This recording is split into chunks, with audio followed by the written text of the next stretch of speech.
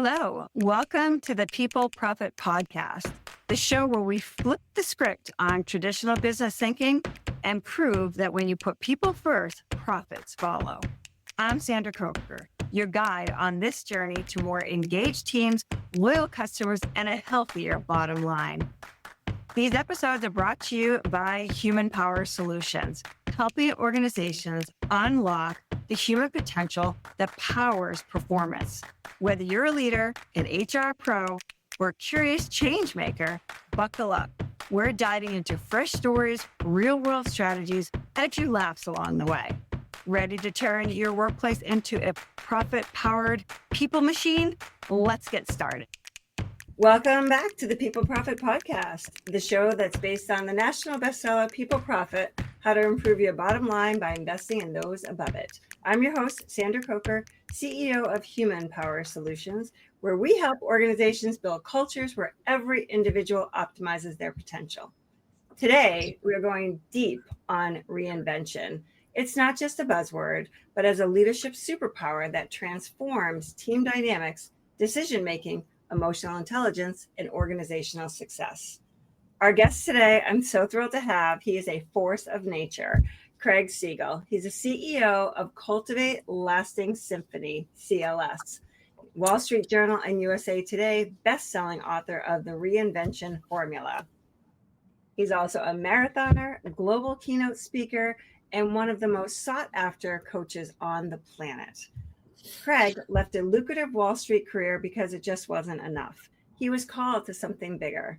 Now he's building a movement that helps people break self-imposed limits and live with unapologetic purpose. I truly believe that Craig is the next Jim Rohn of this generation.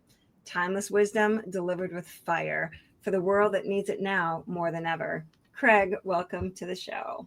Should we just drop the mic? that was incredible. First of all, I receive all of that. I really appreciate that. It's a really nice comparison. And I've been looking forward to this ever since we connected.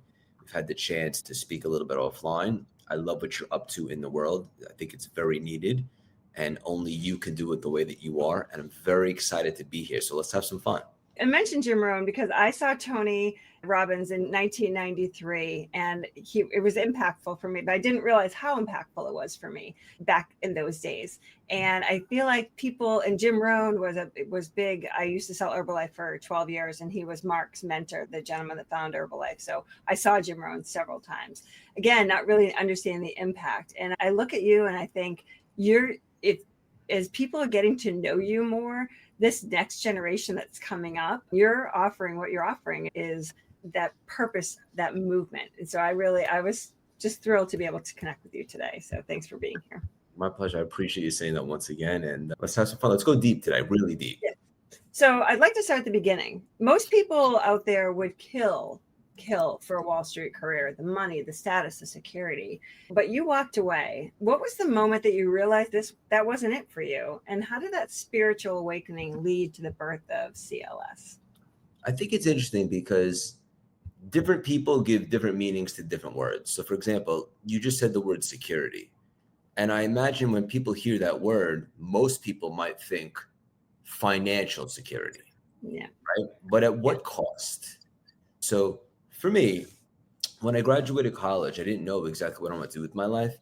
I wasn't as nearly as ambitious as I am now, but I had spurts that showed that when I was excited about something, I could be really into it. I just didn't know what it was.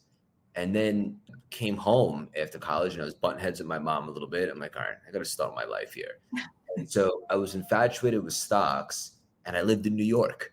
So I went and got a job on Wall Street, but big life moment. I also at the same time stumbled upon personal development. I didn't know what it was up until then. Yeah.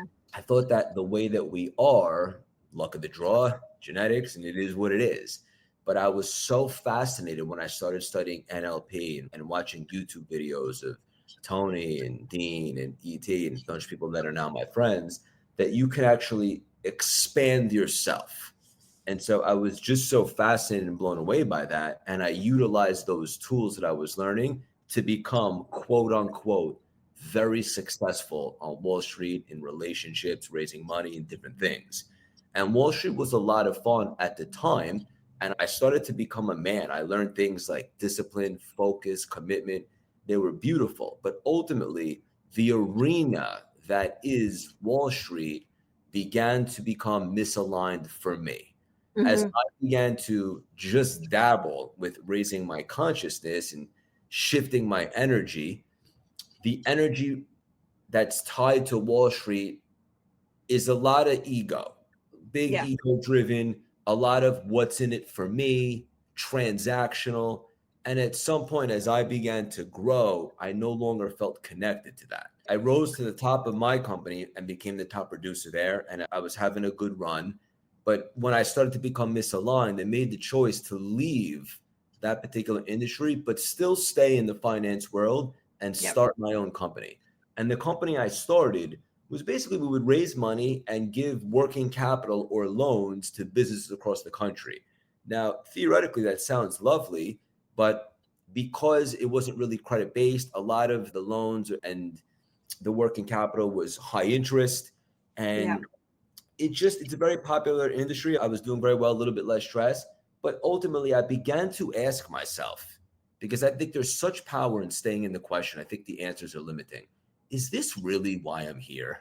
And Right. when I began to ask, I began to receive downloads, and I knew that the answer was no.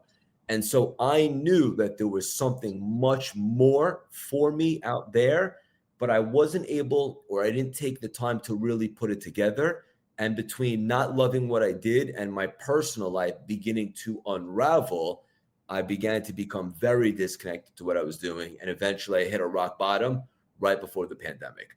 That was a lot. Maybe I just put a pin in it there because you asked me when did I begin to realize Yeah. that I knew that there was something more. So it was maybe a year right before the pandemic is when everything came to a rock bottom for me. Yeah. It's hard. It's hard when life kind of hits you like that. And you've got the success, you've got everything on the outside that just looks so perfect. And inside, you're dying inside. Like it's I a was slow death. suffocating, actually. I felt like I was Yeah. suffocating. And for people that are listening to this, and I really are this our audience, we're shooting for the young up and coming leaders, the people that are coming up into our companies. We want to help them create their lives for themselves that are good. How do you recognize when it's time to, like, the golden handcuffs aren't so golden and there's more to life? How do people recognize that? What are some of the things that you looked at? Oftentimes you feel things in your head, which is more ego and logical, practical, and reasonable, which I think is so overrated. And then you feel things in your heart and your soul. And those are the things that you really want to turn the volume up to. If you begin to feel like, I really don't love what I'm doing, it pays the bills, it's fine, but I feel like deep down, if I'm being brutally honest with myself, that I might be settling, then Mm, there's your feedback right there. That's easy to honestly yeah. to be able to assess that. The difficult part is actually having the willingness to do something about it. And that requires a lot of courage. And I think things like health benefits and 401ks and all of those kinds of things that kind of, or they're, Logical. Yeah, yeah, they're being helping pay off your practical. student loans. It's hard to walk away. And yeah, It's also harder so to stay there and be miserable. believe me, I get that. I do get that for sure. So the reinvention formula, I'm going to show it again because It looks good it's in your funny. hands. Again, I have it right here. Yeah. Are you kidding? I guess. Love it. I about a month ago, after the mastermind, I decided to set some boundaries for myself. So from 7 p.m. to bedtime, I don't have any screens, no TV, no phone, nothing. And I was looking for a way to just ground myself because I'm like, I don't have time to read or whatever the case may be. And over the last month, I've read more books than you could ever imagine. And yours was one of them, not only to prep for this, but also just it lit a little bit of a fire in me for things. And you talk a lot in this book about this clarity, this worthiness, passion, action, all of that is in your book. And how do you look at, I want to look at three things from the book: clarity, worthiness, and passion. So can you walk us through how people, leaders, however they can, how can they gain clarity and how can they help themselves feel worthy? Because imposter syndrome is real. whether you're a man or a woman. Women seem to talk about it more than men do, but I think it goes both ways. And then how do you ignite passion? How do you help people ignite passion? Can you talk about those three things for me? Yeah, so that's a lot of nuggets right I, there. it The is. first thing that comes in no specific order, I think worthiness is overrated. I would encourage people to understand that the universe, God, creator, whatever's good for you, doesn't require your worthiness. It Mm, requires your willingness. And if you're willing, we can build the worthiness. That yeah. comes after, just like confidence, right? First, you start with a commitment, right? It takes a little bit of courage, and then you begin to cultivate confidence. You don't wait to feel worthy. You decide that you're ready right now, right? Ready is not a feeling, it's a decision. In regards to clarity, so two things come to mind. I want to answer your question specifically in two ways. Number one, for anyone that's just looking for clarity as a big general subject, if you were to build a skyscraper, I say that because I'm in New York City and there's skyscrapers everywhere. You don't just go up, right? First, you go down, you go deeper, and you build the Yeah. foundation, and then you build on top of it. So if you want to Mm, go higher, you got to go deeper. So you got to be able to have some sort of spiritual practice, whether that's connecting with Creator, meditating, praying, quiet time, whatever's good for you. But I just want to be very clear: thinking big is not a one-time spark. It's a mhm. daily, spiritual, consistent discipline. So for me, that's connecting with Creator, and I receive downloads. And having access to divine inspiration might be the greatest thing that you can ever accomplish. Because when you have that type of access, which by the way is unlimited, and I really don't think people understand how unlimited the unlimited is, when you can get quiet and really connect, you have access to totally different levels of awareness. And from that, you have a new identity, different levels of resourcefulness, and everything in between. Now, that's just general. So anyone that's I want to get more clarity, get quiet and connect. Whatever that Mm, is for you, source, God, creator, divine, Jesus, Hanukkah, Harry, whatever your thing is. The second thing I would say, you didn't say this, but I feel like there's a lot of upcoming entrepreneurs and business leaders in your audience. yeah. So for those people that are like, I know that I'm here for something more, but I'm not sure what it is, and I'm waiting for clarity. Here's something tangible that you could do, and we talk about this in the reinvention formula. You can create a Venn diagram. So on one bubble, on one circle, is all the things that you know that you're skilled at, that you're good at. On the other side are all the things that you actually really love, like you would do for free. You can't get enough of it. You're your passions. Yeah. The middle bubble, something's going to have some crossover where you find something that you're good at and you actually love. That's clarity. Now, Mm. you have to be willing to try some new things because I really believe that major clarity follows action. So once you begin to get an idea of a trajectory, you have to be willing to get in the damn arena. I love that. And that's so it's tactical, right? So it's something that you actually do and put into practice. That's awesome. Is there, can you share? We love stories. We love to hear real life stories. Is there a real life story of someone's life that just changed when they started to embrace some of these philosophies and these tools that you provide? Yeah, I can give you countless testimonials. And even we just had our live event last week, the Portal New Yeah. York City. It was amazing. It was unbelievable. So much goes into those things. And this will be the first time I talk about this publicly, but we did an event like no one's ever quite experienced before. I'm not saying it's better than anyone else. What I'm saying is the level of consciousness and the correct souls in the room is Mhm. priority. Right. And so we had an event in May. It was awesome, but we really want to take it to a whole nother level. So we doubled in size. We just had a little bit over 100 people. The next one is March 5th. We're very excited about it. It's a sequel to The Portal. And so we're building out, like, picture like a big franchise, like a movie that you might love. Each one is going to be somewhat connected to the second one. And if you follow the storylines, you're going to go through a whole transformational journey. Each one Mhm. will have different characters and different plots and so forth. And so the whole idea of The Portal was that the portal is not a place, it's not even the room. The portal is you. For everybody listening right now, it's the gap between potential and realization, potential and manifestation. And we bridge that gap two ways: embodiment and a decision. A decision that you're done dimming your light, a decision that playing small is spiritually irresponsible. And so at the portal, one of our speakers is one of my clients, beautiful human being. Her name is Ashley. She is beyond quote unquote successful in real life. She's amassed levels of wealth that most people couldn't fathom. But when Mhm. she came to me, she wanted to do something different. She was fed up with the way that education is taught in the K through 12 system. And she really wants to change the entire curriculum. Now, that's a big, bold desire. Yeah. I love big, bold desires. I like to work with people that have a big vessel that really have a capacity to want to change the world, especially on an intimate basis. So we started working together over the last 6 months, and she had no social media following, no like fancy credentials online or anything like that, just a successful background. But essentially, she was starting from scratch here.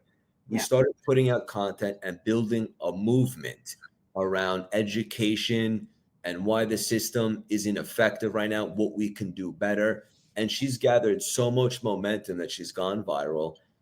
In her state of Texas, they asked her to run for Congress. That's how much momentum she has. She respectfully declined because we feel like we can make a bigger impact building the movement as opposed to being limited to that.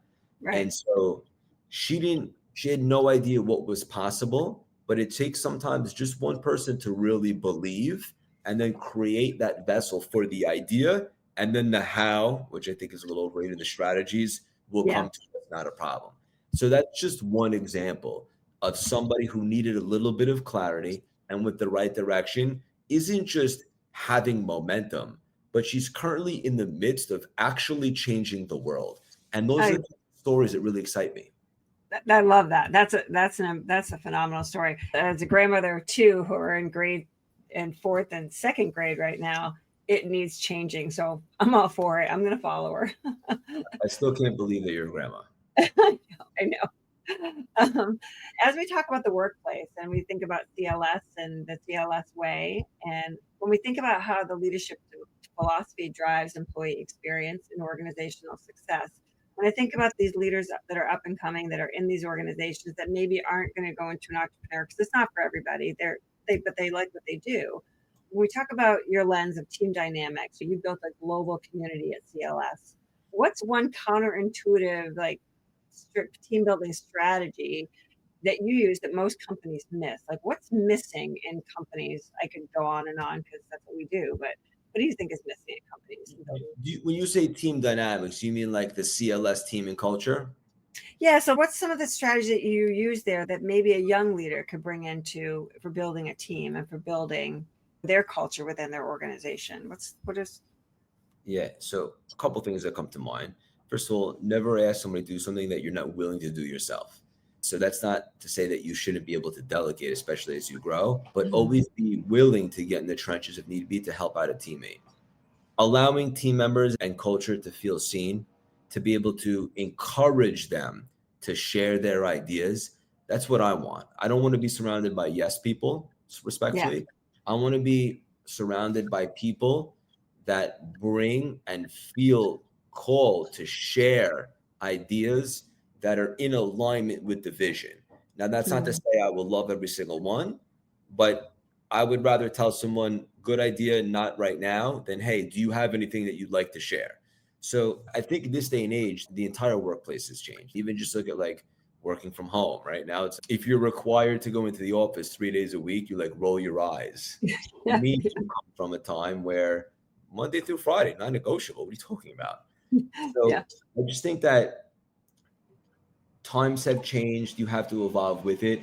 But most importantly, from my experience, teammates want to feel seen, heard, and feel like they really contribute in some capacity. So you Yeah. have to be willing to allow them that flexibility to be able to really shine their light. And like I said, it doesn't mean that you're going to like it every single time, but at least they have the opportunity to shine because they could be good at doing something, but if it doesn't really move them, if it Mm. doesn't scratch the itch of them being creative, nowadays, I think I've done a lot of research. People don't even stay at companies long, which is sad. Yeah. Yeah. But in order to prevent that, if you really want to build an army to grow with and change the world and have a culture, then you have to allow them room to grow in ways that are in alignment with who they want to become. Yeah. And that's something that we do with our company is we talk to the leadership team about what kind of professional development they want to do with their teams. And I'm like, it's not up to you. Here's the survey to send to your teams. What do they need? What do they want? Yeah, this isn't a that we bottom up philosophy, right? Is that's how you're going to retain your people. And I think that's huge, listening to what they have to say. Running a business is hard. Developing your people shouldn't be. At Human Power Solutions, we act as your outsourced chief learning officer, designing custom learning and development experiences that actually move the needle. No fluff, no cookie cutter workshops, just results. Whether your people need better communication, stronger leadership, or less burnout, we provide strategic solutions that align with your goals and keep your team moving forward. Visit hpowersolutions.com and unlock your team's full potential without disrupting operations.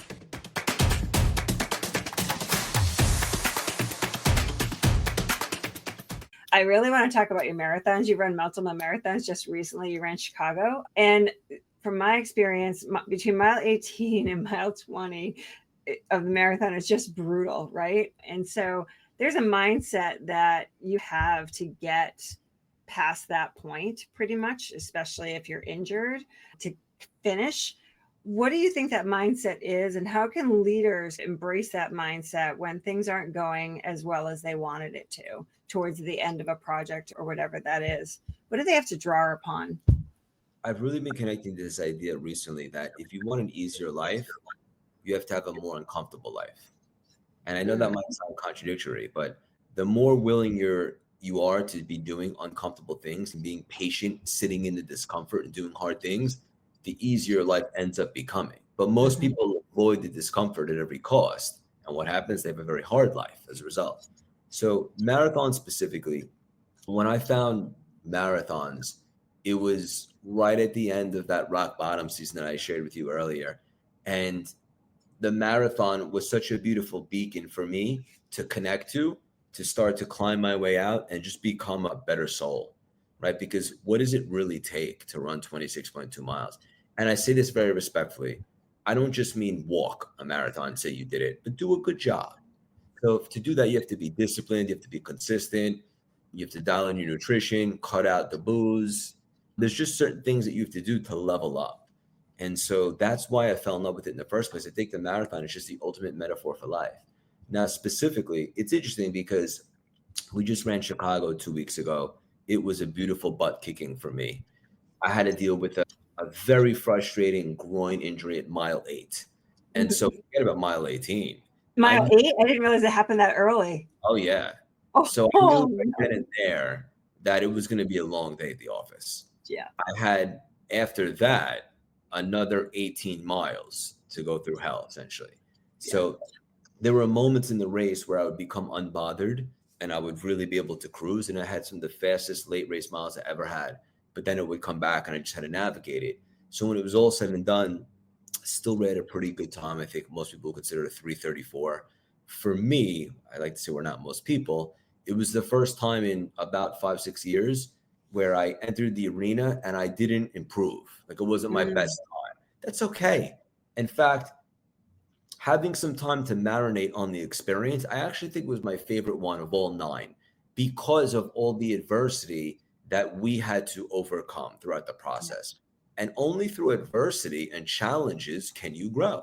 And so what a metaphor for life, because life isn't about happiness, because if you're always chasing happiness, what happens if you're not happy? Are you a failure at certain moments? But I think it is about growth. We're always growing. So look for things that create growth and expansion. And so the marathon is no different. And typically, most people hit that wall at mile 18 and the New York City Marathon is this week. I'm so pumped, if I'm being honest with you, just to be a spectator, because I've been running for the last few years. I have a bunch of friends running. I'm going to go out there and cheer like a lunatic. I'm so pumped for them. It's a great day in the city. But when you begin to feel the opponent, as we say in the wisdom of Kabbalah, come in and he's all over you and he's convincing you, play small, step aside, you have nothing left to prove, hell of a run, you can get off now, or just walk a little bit. You have to understand what the opponent really is, whether it's the marathon or in life. It's a negative force with a positive purpose because it allows you the opportunity to overcome it. And as long as you're physically able to put one foot in front of the other, you better overcome and beat the opponent. And if you can do that in the marathon, and if you can do that in life, you can have a very meaningful, prosperous, and fulfilling life. That's amazing. It's so true. When I talked to some colleagues and some friends that I was going to run Boston, they were like, you're older now. Like my first one was in my 40s, right? I did New York and it was painful. Like I stepped in a pothole at mile 18 and twisted my knee, and we crawled. Like it was crawl to the finish line, but it was 6.5 hours. I'm like, I don't care. We're finishing this race. Yeah. And it was awful. And then the following year I did Hartford and I did a new methodology. It was all good. But thinking about coming back into training 15 years later, I'm like, it's fine. Like, I already know what it's like. I've done it before. And I think so many times people stop when it gets hard and they grab a cab and go home. And if you crawl or whatever it is to finish, then you know that you can do anything that you set your mind to. And I think a new frame of reference, or you raise your energetic set point. So now you have a bigger capacity to receive blessings and miracles moving forward. So kudos to you for finishing that. And I have a feeling that the next one that you do, and I know that you just signed up for one or about to, is actually going to be your best because of all the wisdom and experience. And you know what to do now. You've been there before. It's a different energy. Yeah, it's exciting too. It gives you a new purpose. But I love it. Real quickly, I just want to say about life, because so many people, especially entrepreneurs and people that listen to your awesome content, they like to retreat when things get hard. Yes. But what if we knew only when things get hard do we actually have the opportunity for a quantum leap? Then would you not be seeking out hard things? Yeah. My philosophy is when you feel like you need to stop, that's when you keep going. Because whatever's on the other side is worth it. And like you said, that the demon or whatever that is, that negative influence is telling you no. And the demon, I like that. I said the demon works nicely. Yeah. You talk a lot about, when I saw you speak at a mastermind a couple weeks ago, you always talked about not playing it safe. Don't play small. It's irresponsible. How does playing it safe kill innovation? Playing it safe is basically spiritually irresponsible because we signed a soul contract before we came here that we were going to share the gifts that were given to us with the world in some capacity and make a difference. I believe that wholeheartedly. So if you're not sharing your gifts in some way and you're just playing it safe, then you're basically breaking the contract that you made with Creator. I believe that wholeheartedly. And that's a little drastic, but playing small is canceled. Like there's no growth, fulfillment, or fun in playing it safe. And if you're going to take some big swings, you might fall on your butt. You might strike out a couple times, but that's part of the journey. That's part of the beauty, right? But playing it safe, if you don't even take a swing, I don't see how you can consider that a successful life. And again, not everyone has to be a celebrity or a public speaker or anything like that, but go big with whatever big is for you. There's only a finite amount of time in this particular carnation. I don't know about you, but when I get to the end, I want to know that I really shook things up, left some sort of mark. I did something that helped the world in some capacity, and I'm exhausted because I really gave it everything I got. And that's the idea of this human experience, right? So playing it small, playing it safe, I'm not sure there's more of a pet peeve for me. And just to be clear, guys, like I played it safe. I played it small for quite some time. So I speak with contrast. When I was on Wall Street, towards the end, I was playing it safe because it's what I knew. But what was the cost? My soul. So every day I'd wake up when I was out of alignment, my soul was actually contracting as opposed to expanding. So forget about the mark that you're making on the world by playing it a little bit bigger. What about the cost to yourself, to your soul? That can be deadly, right? So even if you think about there is a lot of research that when people retire young, and don't have anything else to do, they become much closer to death. Yeah. Right? But people that you can retire, but you have to have a purpose or something that still generates excitement or enthusiasm for you. My dad, God bless him, has been battling lung cancer for 7 years, and he just turned 90, and he's on fire. Now, physically, he's not like he once was, a little bit slower, but mentally, he's sharp as a tack, hasn't lost a thing. Yeah. And he has so much to live for. He's so pumped about what we're doing.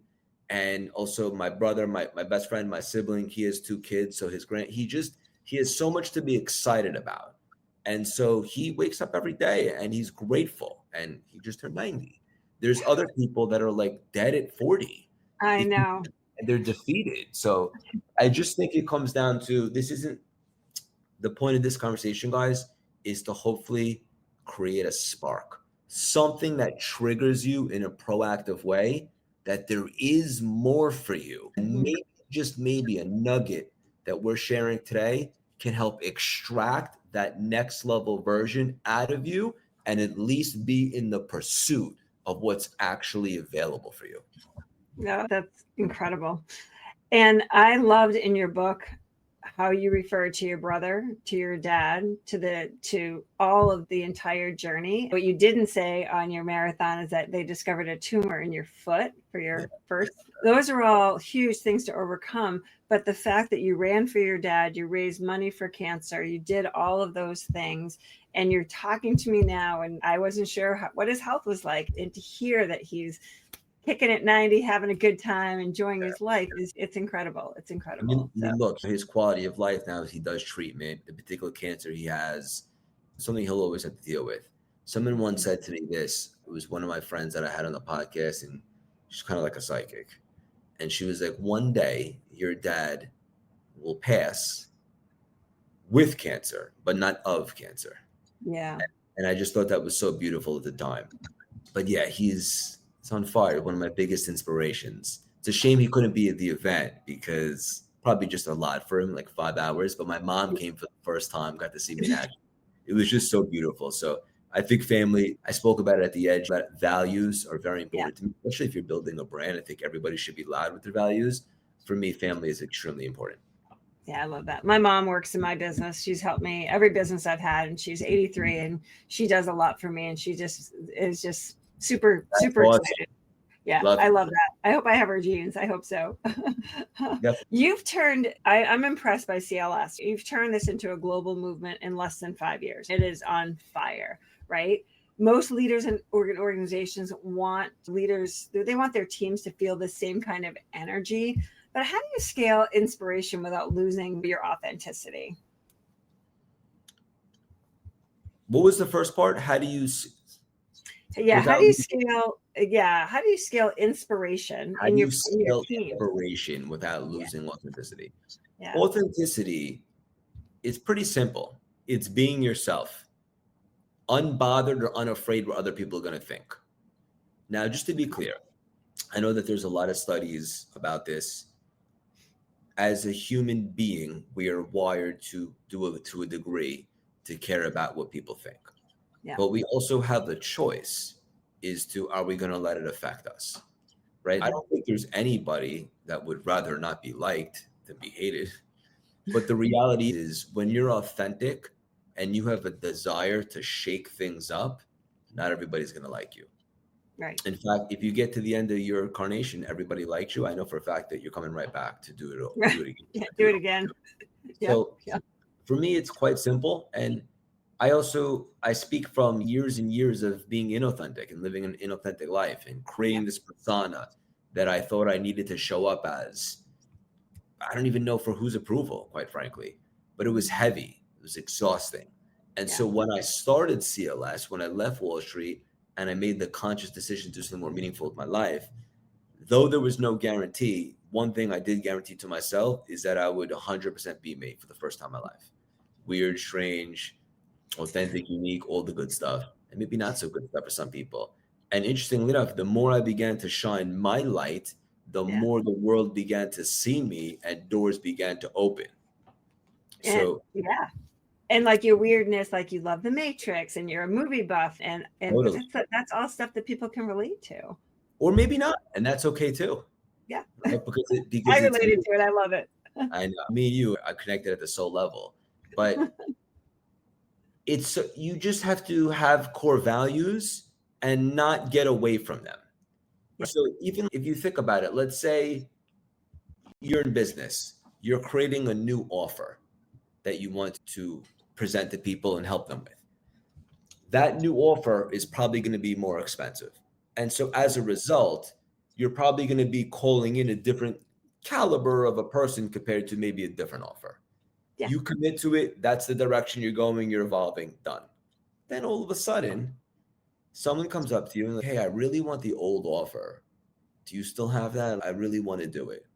And you're thinking, I don't want to leave money on the table. Yeah. Yeah.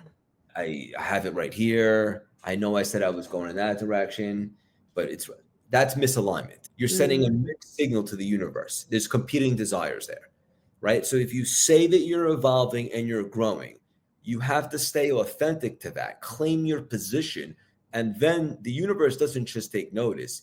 It rearranges itself to meet you. So you just have to make a commitment to yourself that as you begin to grow, maybe not every decision you make is going to be quote unquote correct. I don't like to think of good or bad, right or wrong, but at least stay true for you. And I think if you're committed to that, it's relatively easy. Huh. Well, that's a light bulb moment for me. So thank you. I'm sure for the rest of the audience as well. That's what I'm here for. I want to talk about the middle managers too. We have a lot of mid-level managers who don't have a lot of decision making, but they have a lot of influence in companies with the people that are frontline employees, which I think are the most important people in the organizations. But I digress. If you could give one piece of advice to a mid-level manager, someone who's in a company who wants to become a movement builder in their company, what advice would you give to someone? A mid-level manager that wants to shake things up and become a needle mover. Yeah. I would, if I was them, I would go up to whoever it is that my boss is, and I would ask for a meeting. And I would say, hey, love being here, love everything that's happening. I really align with the company. I have a big desire to grow within the organization. I would love to be able to do this and that and get to this level. What would it take for me to do that? And just hear them out. See what they say. Just have a conversation. I think there's such power in being transparent and communicating articulately and effectively. Because maybe the boss says, not right now, you're in that role, but here's what you could do, or here's what you can plan for. And so now you have a path, a goal, so to speak, and now you've let people know and you put it on blast that you have a big desire to grow and you're willing to do whatever is required of you and then some. You also have some great ideas that you want to bring to the table. So I think just being transparent and having that desire and putting it out there so that you have something to build for. In fact, if there are employees at your company and they're not approaching you, if you're a boss, that's a concern because where's the desire? Yeah. Or where's the approachability? How do you, as a manager, what's your approachability? What kind of are you allowing them, right, to come in? Good point. Yeah. I remember one time an employee asked me for a raise and it was so small that I was disappointed and I let him know about it. I was like, why are you thinking so small? Like, that's it? And then like, oh, like that was just enough. Yeah. But it wasn't like a money thing. It was more like, why don't you bring me something that can create a lot more impact? And as a result, as an energetic exchange, you can also make a lot more money. I want to see that desire. Worst case scenario, we say, no, not right now. Right. Or this is what I want to see from you. I think desire is huge. That's so true. You got to want it to and go for it and have those conversations because people can't read your mind. And also, because we study this a lot in the wisdom of Kabbalah, which you know is very important to me. I'm a student and a mentor. I would just say this for everybody listening. If you don't have the desire that you would like to have, or even just listening to this conversation is triggering you a bit, could you at least have the desire to have the desire? And that's something we can actually awaken. Yeah. Yeah. Wow. All right. Hopefully people are getting the nuggets. I certainly am. I'm inspired today. This has been great. But I've got a rapid fire reinvention round for you. Oh, goodness. I'm on the Are you ready? time. I'm ready. You're ready. Okay. One book besides yours and mine, every leader must read. Probably not the answer you were thinking of because it's more consciousness, but The Secret. The Secret. Yeah. I knew you were going to say that. I knew it's true. Awesome. Okay. The biggest lie employees tell themselves.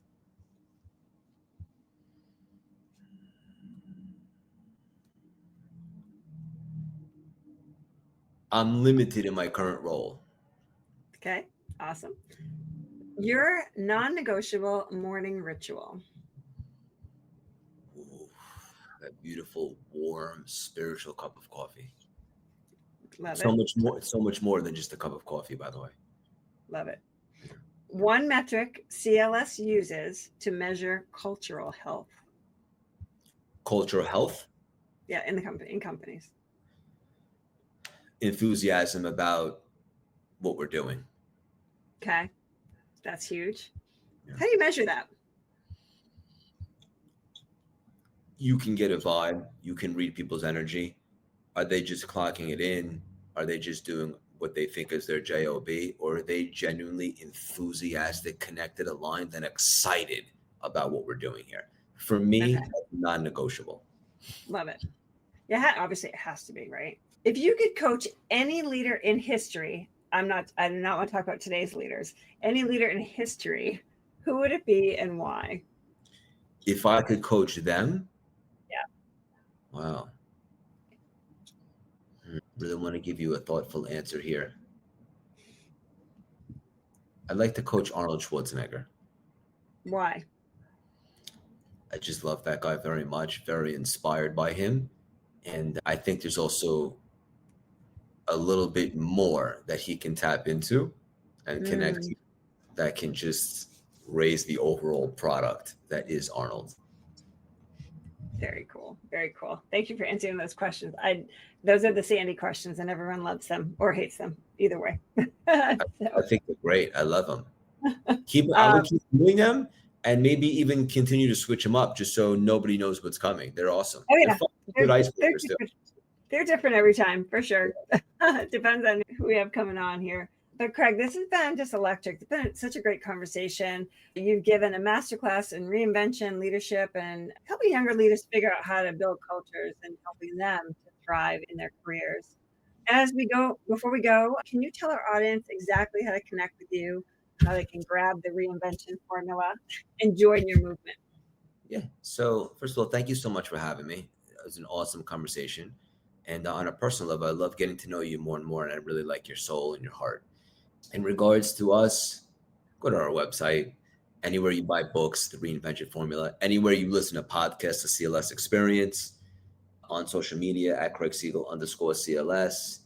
We have our next event, March 5th. We sold out early for the last one. It's very important to me. I'm very passionate about it because I know how special and transformational it is for everybody to have an opportunity to be in the room. So we have an early bird available now. You can get that on the website or just reach out. And if you like free inspirational nuggets throughout the week, you could text us at 917-634-3796. Totally free. We share some wisdom. Just text the name Sandra so I know that you heard it here. Yeah, love it. I thought that was my dog, but it's yours. Yeah, it was my dog. It was, yes. I'm surprised he didn't trigger mine to get going. What kind of dog? She is a Beagle Dachshund Hound mix. She's about 20 years old. Are you serious? She's an old girl. We love her. 20? Yeah. That's amazing. You do have good genes in your family. I know. Right? Yeah. Gosh. So that's great. Listeners, if this episode lit a fire under you, here's your action steps. Grab the Reinvention Formula. We'll have the link below in the notes. Download our People Profit Workbook. It's packed with exercises that you can apply today's insights to as well. And tag this episode on LinkedIn. Craig, thank you so much for bringing the heat. Leaders, remember, your people are your profit. Invest in them and watch your legacy grow. Thanks so much. Thank you for having me. Yeah, thanks. That's a wrap on this episode of the People Profit Podcast.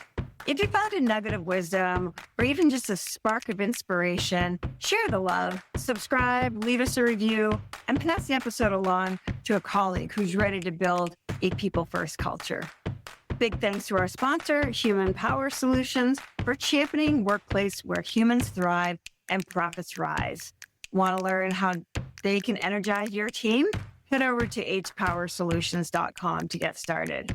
I'm Sandra Coker, reminding you that when you invest in people, you invest in profit. See you next time.